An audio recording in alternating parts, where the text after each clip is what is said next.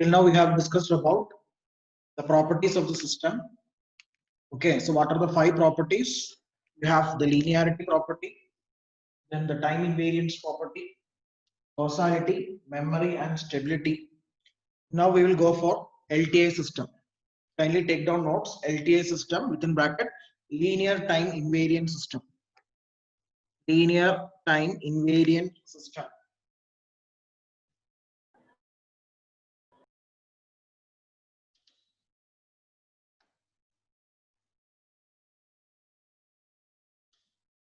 Linear time invariant system. So the system is called as linear time invariant system if it has the provision of both linearity and time invariant property. So both the properties must be satisfied for LTI system. Okay. So both linearity as well as time invariant property must be satisfied for any LTI system. Then it will be called as linear time invariant system. Now, when you take any system, you should characterize a particular system. You have many properties for a particular system. So to characterize a LTI system, we make use of a term called impulse response. Okay, this is also included in your CI till this particular topic. Okay, only this portion, LTI, definition of LTI, and what is the characterization or how you are going to characterize the LTI system. To characterize the LTI system, we need to have some sort of response. That response is called impulse response. Can anybody tell what do you mean by the literary meaning of impulse response? Impulse response.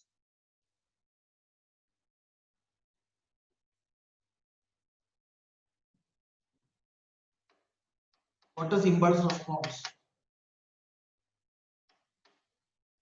You know what is impulse? Impulse is something which exists only for a very short duration of time.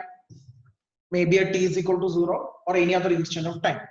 So when you give that impulse to a particular system, then the response of that system is nothing but impulse response. Response means the output. Okay, how the output of the system is getting varied, or how what is the output of the system corresponding to the impulse input. That is what is called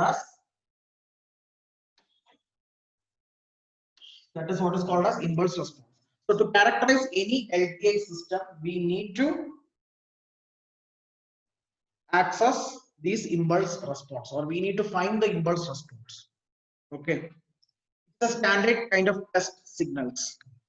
So corresponding to any input x of t, will be able to find y of t provided you know this impulse response. I repeat, corresponding to any input x of t, you can find the output of a system by finding the impulse response. So before giving x of t, what you have to do?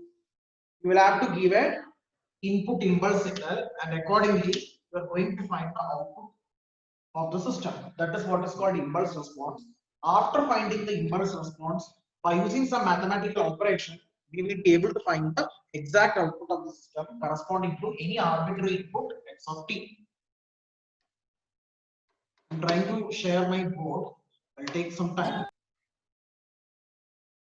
So meanwhile, you just read those notes and try to understand what is LTI system, how it is being characterized.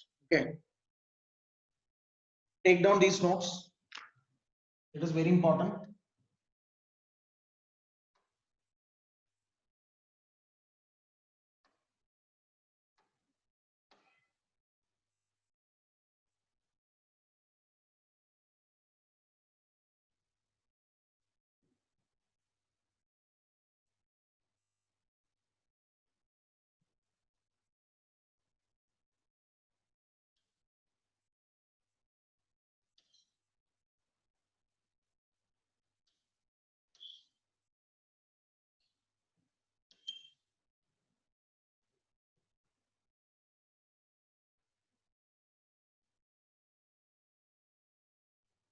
These 2 points you need to take down.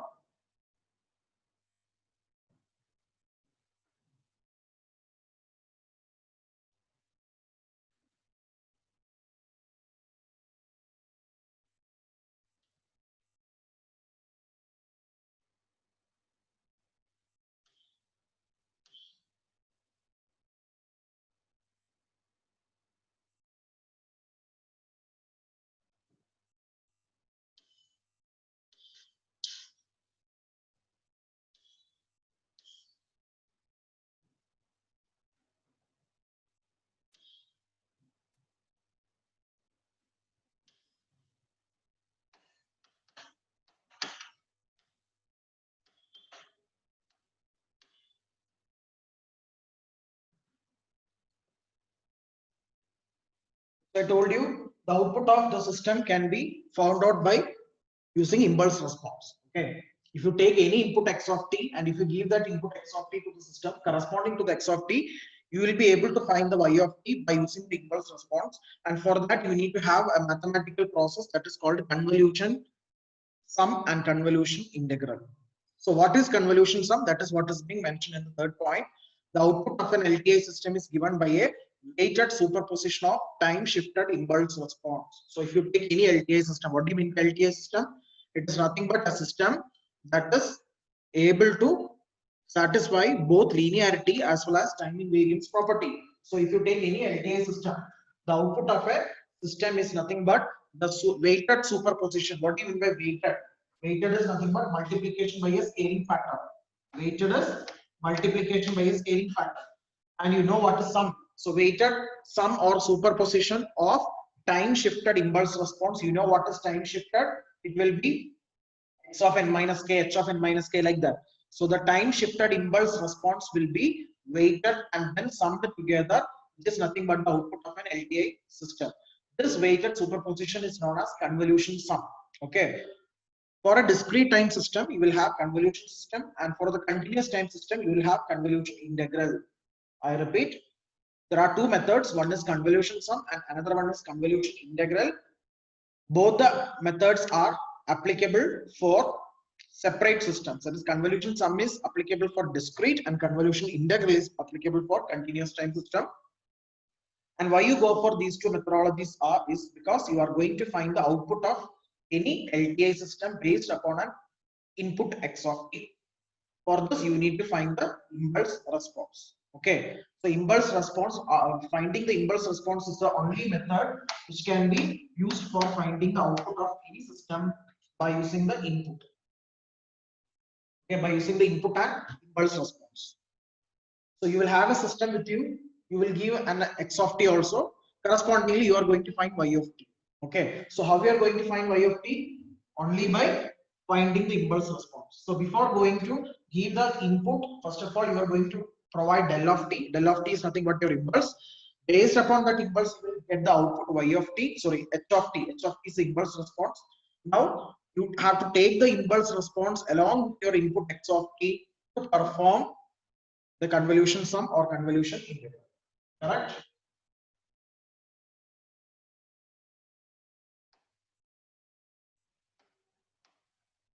So take down that point.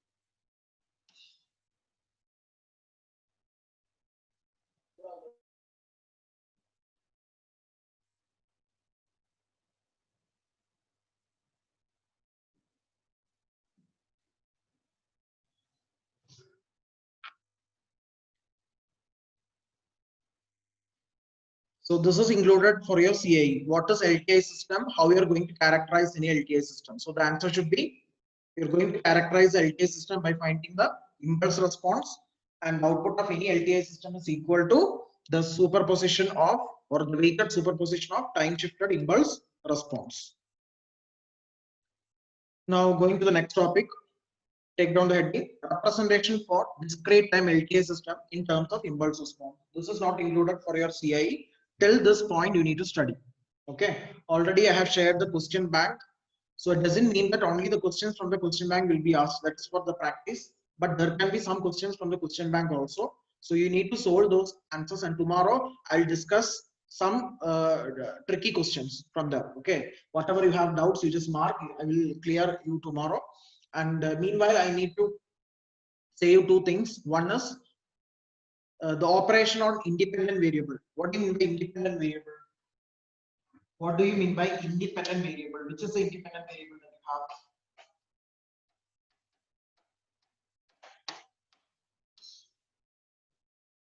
No response. Why?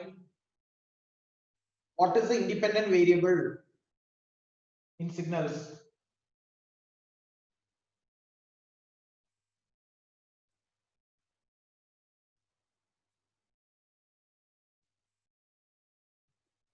What is the independent variable that you have? Don't put in chat. It is f of x. X is independent. No.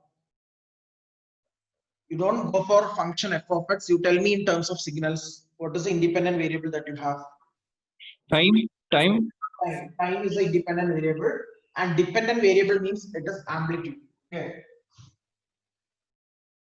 Time is the independent variable, and dependent variable is nothing but your amplitude. So if you are asked to find or asked to perform the operation on any independent variable, then you need to do it in terms of time. Okay, that is either the time scaling or time shifting. So this operations of signals based upon time, it can be either time scaling or time shifting. But what about the operations that you are, performed on independent variable? I mean dependent variable. Dependent variable is nothing but amplitude. So amplitude scaling can be an example of dependent variable. Amplitude scaling can be an example of dependent variable, while the other one, that is time scaling and time shifting, it will be example of a independent variable. You will be feeling some lag in my class. Why? Because I'm parallelly I'm handling, resolving the issue with my board also. Sorry for that. Okay, I'll try to resolve and then I'll share the board.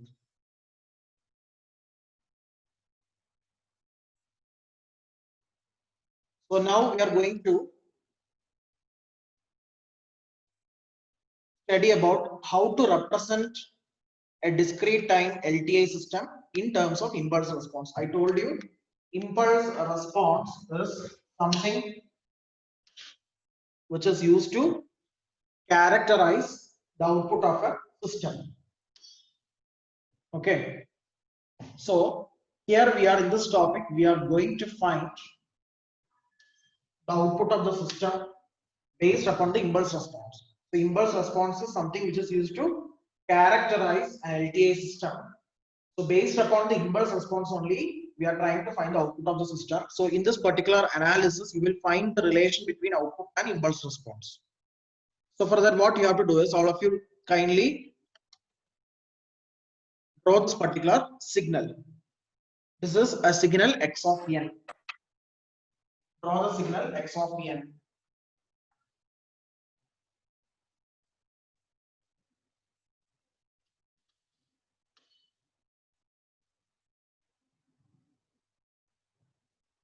For 2 minutes, I'm stopping the screen. Okay, please wait.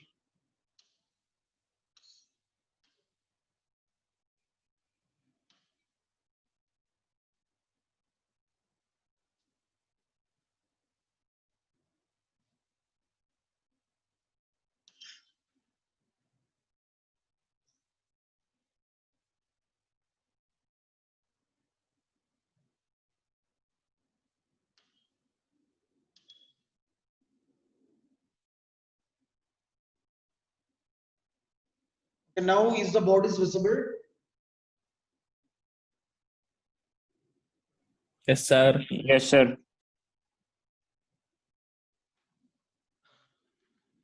Told you, by using the LTI system or by using the impulse response of an LTI system. What is that impulse response? Okay. So by using the impulse response of an LTI system, we will be able to characterize the system. Characterize the system means we are going to find the output of an LTI system. What do you mean by LTI system? LTI system is something which is having both linearity as well as time invariant property. For this, what I will do is I will draw an example. So this is an input signal that you are giving to the system. So let it be a discrete time signal having an amplitude 2 at 0, having an amplitude 1 at 1, 0.5 at 2.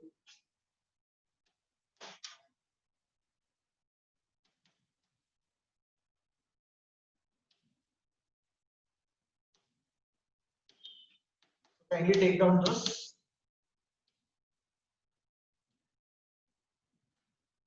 So this is the input that we have, which is given as, or which is given to the system, and we are there to find the output of this particular system.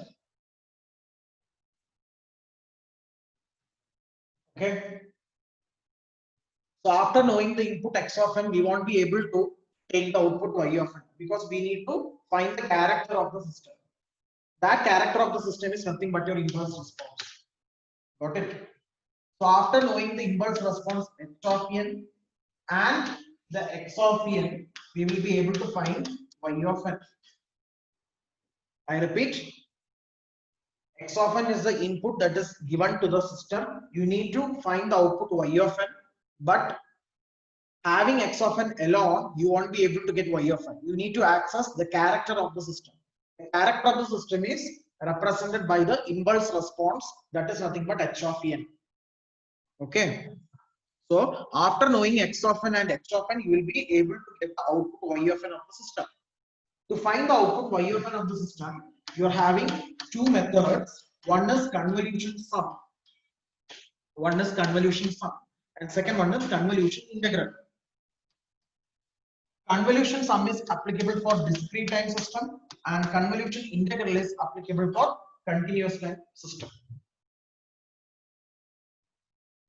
So here we are dealing with the discrete time system now. So obviously we are going to represent the convolution sum equation, or how we are going to find the convolution sum equation in order to get the output of the system y of n by using x of n and h of n. What is x of n and what is h of n? X of n is the input and h of n is the impulse response.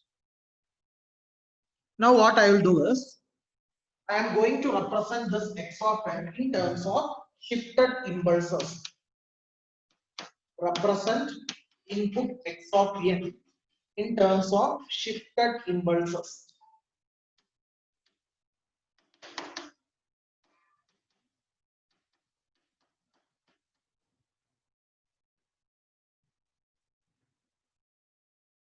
Representing the input x of n in terms of shifted impulses. So how we are going to do that?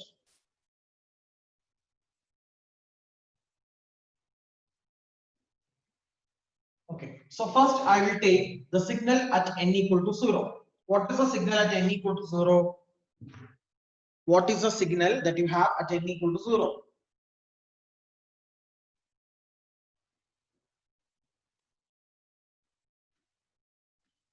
Kindly respond, asking n number of times. Sir, 2. Yes. It is a signal 2 that you're having at n equal to 0. Now, this can be written as x of 0 into del of n. The signal, whatever I have plotted just now, it can be represented as x of 0 into del of 1. Let it be equation number 1. Here, what is x of 0? X of 0 is nothing but the signal at n equal to 0. And why we have represented del of n? Because this is a impulse function. Now I will take the signal at n equal to 1. The signal at n equal to 1 is, what is the signal at n equal to 1? It is 1. So this can be represented as, can anybody tell how the signal can be represented?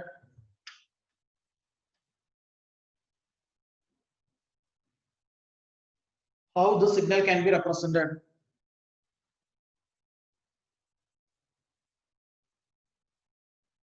X of 1 into del of n minus 1. Very good. It is x of 1 into del of n minus 1, because the impulse signal has shifted towards the right side by 1 unit of time. Del of n is available at n equal to 0, and later it has shifted to right side by 1 unit of time. And the amplitude is x of 1. What do you mean by x of 1? X of 1 is the value of input at n equal to 1.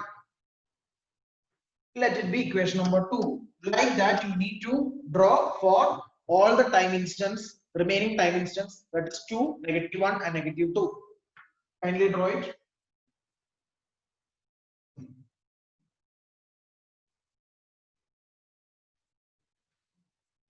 So when you draw for n equal to 2, when you draw for n is equal to 2, its amplitude is 0.5.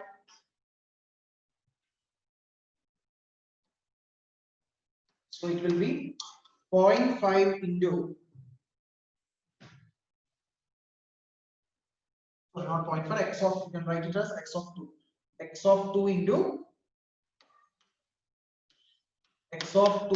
del of n minus 2.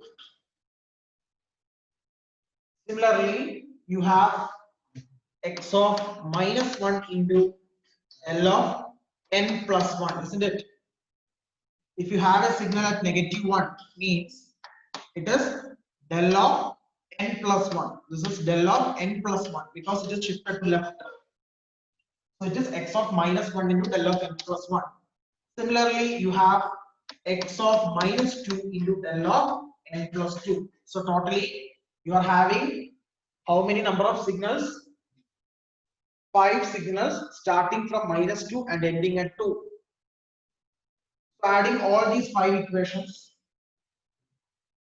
what you will get? After adding all these 5 equations, what you will get? Can anybody tell?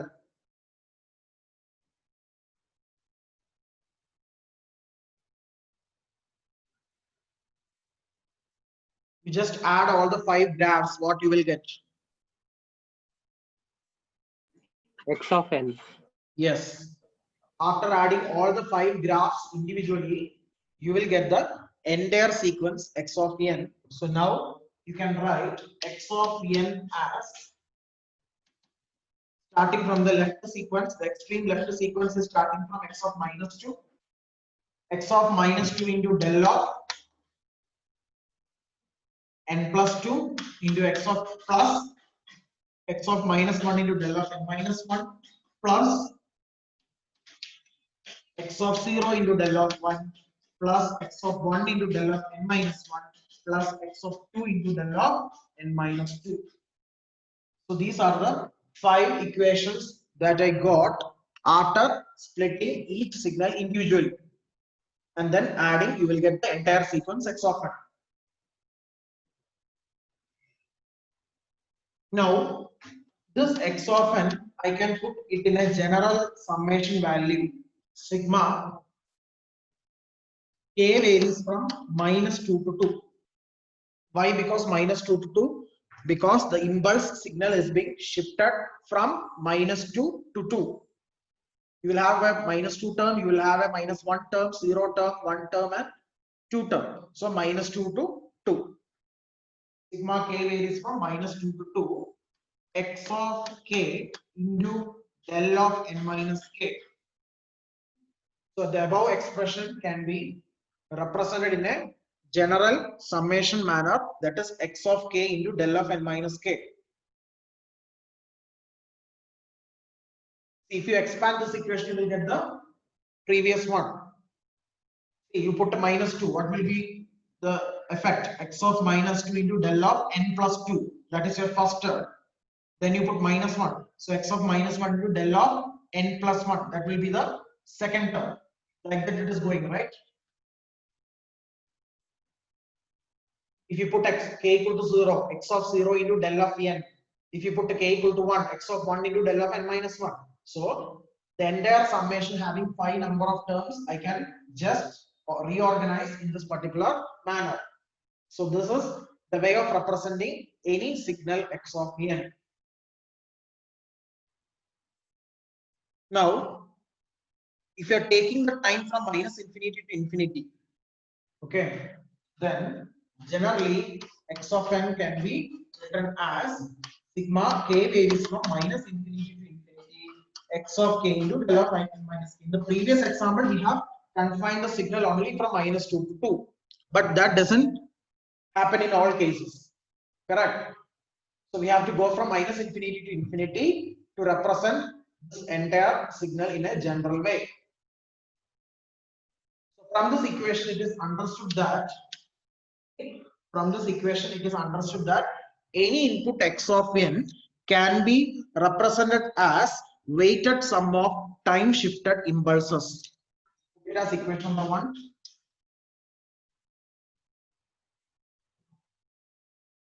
Then you write the comment. Any input x of n can be represented as weighted sum of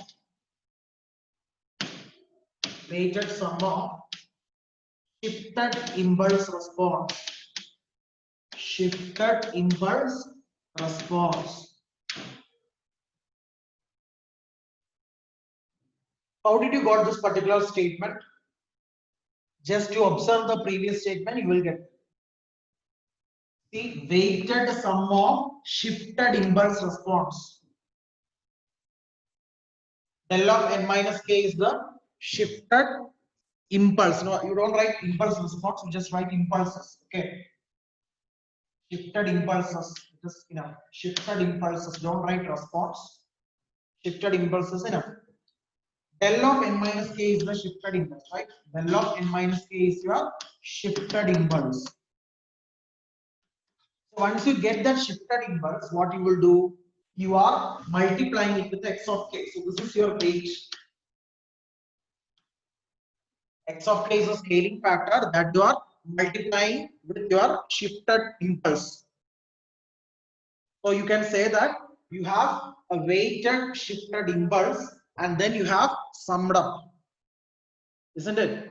After getting the weighted shifted impulse, you have summed it from minus infinity to infinity, and that will be your input x of n. So any input can be represented as a weighted sum of shifted impulses. Is that clear for you? Is that clear for you? Yes, sir. Okay. I will give you one more example, and Lokesh Biswas, you need to tell how that x of n can be represented in an equation wise. I will draw just one graph. You just tell me how you are going to represent this equation in terms of weighted sum of impulses, shifted impulses. Summation k running from -1 to 1 x of k into del of n minus k. Yeah, x of k into del of n minus k. So once you expand this, what you will get? Tell me the expansion. X of -1 into del of n plus 1 plus x of 0 into del of n plus x of 1 into del of n minus 1. Okay, what is x of minus 1? 3. 3. Geetanjali, don't play with the screen. 3 into del of n plus 1. Second term.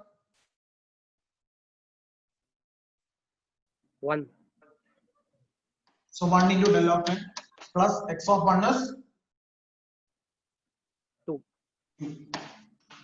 Geetanjali, you have to write it in your notebook, not on the screen. Don't play with the screen. I can Sir, see you. no, sir, by mistake, sir. Okay. No, sir, by mistake, I went to Zoom it, sir. Okay. So this is the way of representing an input signal x of n. So 3 into del of n plus 1. But sir, Yeah, tell me. sir, x of 0 is 0, right? X of 0 is 1 now. X of 0 means signal at 0, it is 1. See. Oh, okay, sir. So this is just, I wrote one example, that is any input you can represent in terms of shifted impulse, weighted sum of shifted impulse.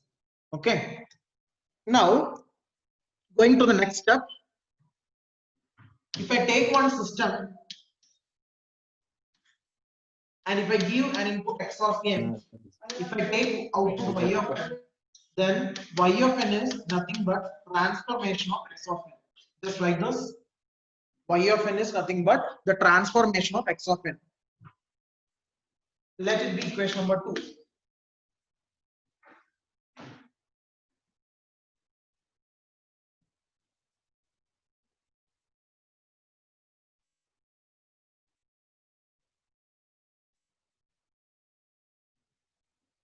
Now substitute 1 in 2. substitute 1 into, what you will get is y of n is equal to transformation of, what is equation number 1? Equation number 1 is the way of representing x of n in terms of weighted sum of shifted impulses. That is nothing but sigma k varies from minus infinity to infinity x of k. X of k is a constant. That is nothing but your weight, the scaling factor. Okay. X of k into del of n minus k, which is nothing but your shifted impulse. Now, out of this, the constant part is x of k. So this transformation is applicable only for this term. Transformation is applicable only for del of n minus k, because x of k is just a scaling factor or a constant. It will be as such. There is no change for x of k. It will be inside that summation itself. But I will take this transformation to inside. So this equation can be rewritten as sigma k equal to minus infinity to infinity x of k into transformation of del of n minus k. Transformation of del of n minus k.